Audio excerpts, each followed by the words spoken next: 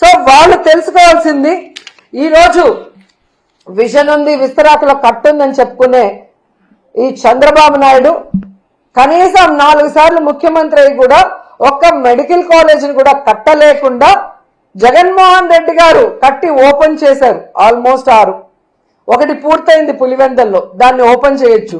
ఇంకా 10-15 నెలల్లో వాటికి కావాల్సిన ఫైనాన్స్ సపోర్ట్ చేసుంటే ఇప్పటికీ క్లాసులు ప్రారంభమై ఉంటాయి. కానీ ఎంత సిగ్గుచేట అంటే మంత్రులు మాట్లాడుతున్నారు. అసలు ఈ మంత్రులకి మెడికల్ కాలేజీలు ఎట్లా పర్మిషన్లు తెచ్చుకుంటారు, ఎలా స్టార్ట్ అవుతాయి, వాటి ప్రొసీజర్ ఏంటి అనేది వీళ్ళకి తెలుసా అని నేను అడుగుతున్నాను.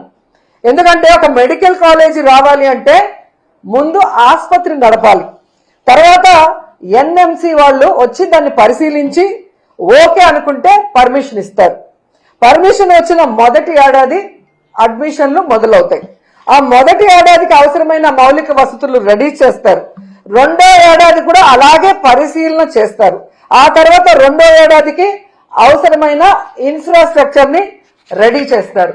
3, 4, 5 సంవత్సరాల వరకు కూడా ప్రతి ఏటా ఇలా పరిశీలన చేసే అన్ని రకాల సదుపాయాలు ఫ్యాకల్టీలు ఉన్నారా అని పరిశీలన ఉంటుంది. అంటే ఒక మెడికల్ కాలేజ్ పూర్తి స్థాయిలో నడవాలి అంటే దాదాపుగా 7 నుంచి 8 సంవత్సరాలు పడుతుంది.